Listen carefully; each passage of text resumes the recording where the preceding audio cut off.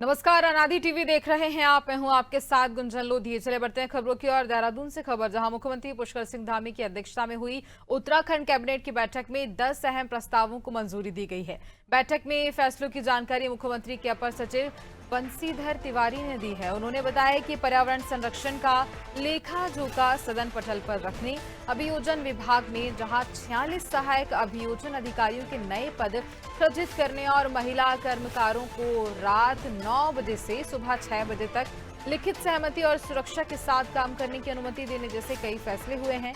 Cabinet ने देहरादून में neo metro परियोजना को भी हरी झंडी दे दी है और शहरी विकास मंत्रालय के सुझावों को सम्मिलित करने पर सहमति बनाई, जबकि अन्य विभागों के प्रतिवेदनों और संशोधनों पर भी मुहर लगाई गई। देखिए, कई बड़े फैसले इस बीच लिए गए। अगर कहा जाए तो जिस तरह से कैबिनेट की बैठक होती है, धामी कैबिनेट की ये बैठक। अभियोजन संवर्ग के ढांचे का पुनर्गठन पर भी सहमति दी गई है। इसमें जो अभियोजन विभाग में अभियोजन संवर्ग के कुल 142 पद के सापेक्ष सहायक अभियोजन अधिकारी के कुल 91 पद सृजित हैं। वर्तमान में राज्य में स्थापित लगभग 385 न्यायालयों के सापेक्ष वर्तमान में अभियोजकों की संख्या बहुत कम होने के दृष्टिगत न्यायालय में प्रभावी पैरवी माननीय न्यायालय में नहीं हो पा रही थी, तो इन पदों को संशोधित करते हुए अतिरिक्त 46 पद सहायक अभियोजन अधिकारी के तो स्वीकृत किए गए हैं, जिस पर माननीय मंत्रिमंडल ने अपना अनुमोदन दिया। एक श्रम विभाग का था, राज्य की दुकानों एवं स्थापनों में महिला कर्मकारों को रात्रि 9 बजे से प्रातः 6 बजे तक कार्य करने की सशर्त छूट प्रदान की गई है, जिसमें महिला कर्मकारों की सुरक्षा का पर्याप्त प्रावधान किया गया है।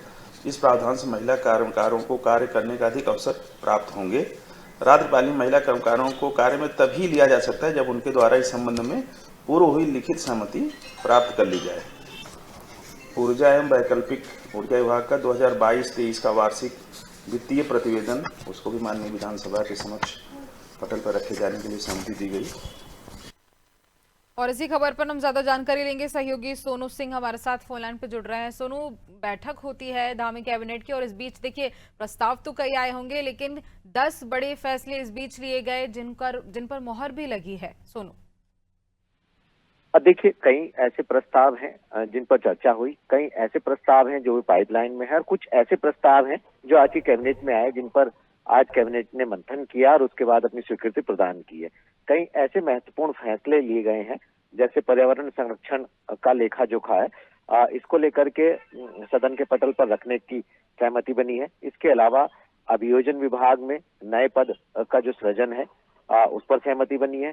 ऊर्जा विभाग का जो वार्षिक प्रतिवेदन है इसको लेकर के 22-23 वाला, इसको लेकर के सदन के पटल पर रखे जाने की सहमति बनी है।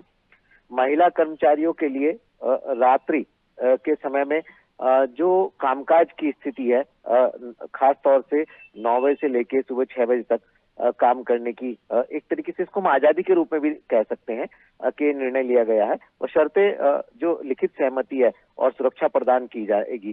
तो इसमें कहीं ना कहीं सरकार ने एक ये बड़ा फैसला लिया है कि जो महिलाएं, कामकाजी महिलाएं हैं, उनको सुरक्षा कैसे सरकार कामकाज के दौरान मुहैया कराएगी, ये फैसला लिया गया है। श्रम विभाग में संशोधन भी किया गया आज की कैबिनेट में, जो सहमति बनी है। शिक्षा विभाग में एक जो परीक्षण है इसका कार्य करने के लिए भी सहमति बनी है। और इसके साथ साथ एक और गुंजन आज की कैबिनेट में बड़ा फैसला जिसको हम कह सकते हैं वो ये है कि उत्तराखंड की राजधानी देहरादून और कई ऐसे शहर हैं जहां पर ट्रैफिक की जो व्यवस्था है वो काफी प्रभावित करती है लोगों को, और यातायात की जो सुगमता, सरलता है, इस पर सरकार लगातार फोकस कर रही है।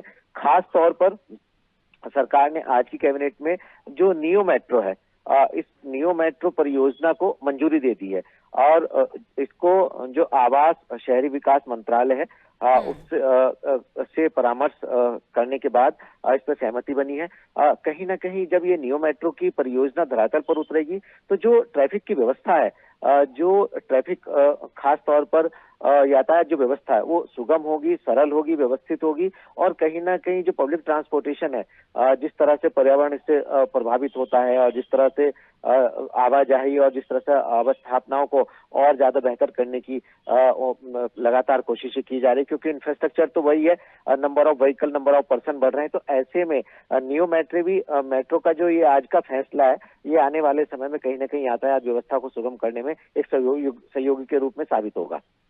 बिल्कुल, और देखिए इसके साथ ही जो फैसले लिए गए हैं इससे कहीं ना कहीं क्षेत्र को काफी फायदा होगा, विकास के कई आयाम भी खुलेंगे। सुनो, तमाम जानकारी के लिए बहुत धन्यवाद आपका।